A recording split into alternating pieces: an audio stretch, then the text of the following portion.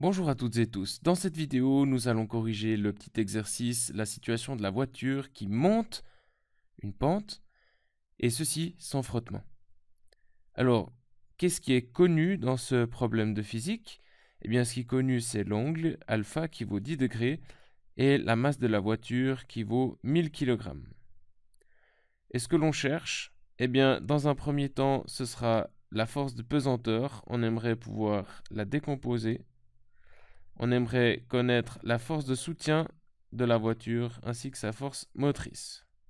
Alors faisons dans un premier temps l'analyse des forces.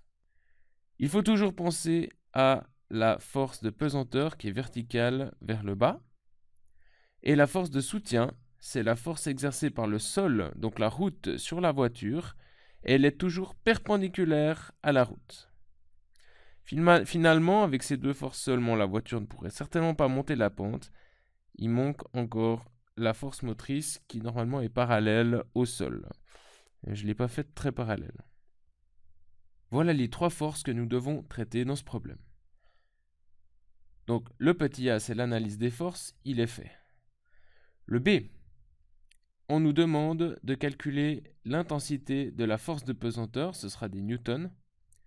Il y a toujours deux possibilités de calculer l'intensité d'une force, soit on le fait en connaissant les autres forces, mais ici on ne connaît rien du tout de la force motrice, d'ailleurs c'est ce qu'on cherche, ainsi que la force soutien, on les cherche. Donc on ne va pas pouvoir utiliser ces deux forces-là pour déterminer l'intensité de la force de pesanteur. En revanche, on sait que la voiture a une masse de 1000 kg. De ce fait, la force de pesanteur de la voiture, eh bien c'est cette masse fois le petit g. Je vous rappelle que le petit g, c'est 9,81 newton par kilogramme. Donc 1000 kg fois 9,81 newton par kilogramme. Ce qui fait 9810 newtons. Ça, c'est l'intensité de la force de pesanteur. Passons au C.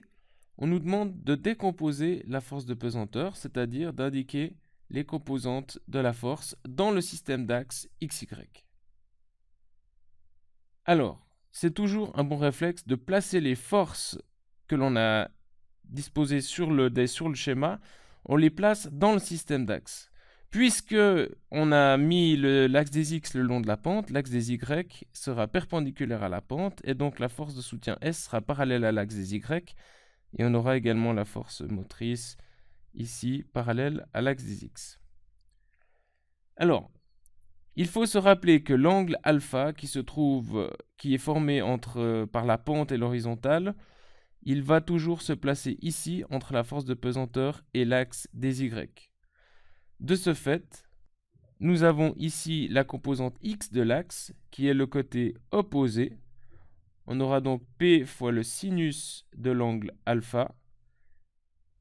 Et ici, nous avons la composante Y qui sera P fois le cosinus de l'angle alpha. On peut donc calculer ceci numériquement. Ceci nous fait 9810 newtons fois le sinus de 10 degrés. Et 9810 newtons sur l'axe des Y, mais cette fois-ci fois le cosinus de 10 degrés. Et tout ceci nous fait à peu près 1703 newtons et 1961 newtons. Mes excuses, 9661 newtons. Finalement, dans le E et le F, eh bien on nous demande l'intensité de la force de soutien et l'intensité de la force motrice. Alors en fait, ces deux questions sont liées. Si on comprend comment faire l'une, on comprend comment faire l'autre. Ici, il faut faire intervenir ce qu'on appelle le principe d'inertie. C'est que puisque la vitesse de la voiture est constante, eh bien, cela revient à dire que la somme des forces qui s'exercent sur la voiture est nulle. Donc la voiture subit trois forces, la force motrice, la force soutien et la force de pesanteur, et lorsqu'on les additionne, ces trois forces s'annulent, se compensent l'une l'autre. C'est pour ça que la voiture peut avancer à vitesse constante.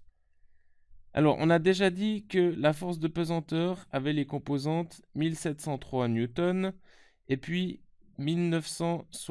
Voilà. Et puis 9661 newtons. Un petit détail près qu'on a oublié, c'est que ici la force de pesanteur le long de l'axe des Y, elle remonte l'axe, donc là on a un petit moins. Et là on a un plus, parce que sur l'axe des X, la force de pesanteur va dans le même sens que l'axe des X. Elle va comme ça, elle tire vers le bas. Donc il nous faut mettre un moins ici et un moins ici. Ensuite, on a la force de soutien. La force de soutien, elle ne contribue pas du tout à pousser la voiture le long de l'axe des X. Elle contribue simplement dans le sens de l'axe des Y. La force motrice, elle, ne contribue rien du tout sur l'axe des Y, mais uniquement sur l'axe des X, mais dans le sens opposé de l'axe des X. Voici donc les composantes de la force motrice. Donc, si l'on écrit cette équation vectorielle, on va trouver ceci. On va trouver que 1703 newtons moins 9661 newtons, ceci c'est la force de pesanteur, plus 0S, ça c'est la force de soutien, plus moins Fm 0, ça c'est la force motrice, égale le vecteur nul. Alors, ceci est équivalent au système d'équations suivant. 1703 newtons plus 0 moins Fm égale 0. C'est en fait la première ligne que l'on a ici. Et une deuxième équation, 9661 newtons plus S égale 0. C'est la deuxième ligne, en fait, les deuxièmes composantes des vecteurs. Alors, je bouge un petit peu pour faire un peu de place.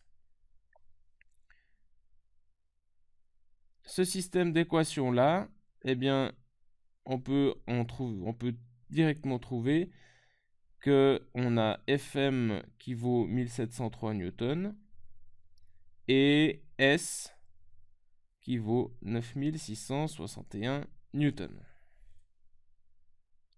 Et donc, on a résolu notre petit E et notre petit F ici.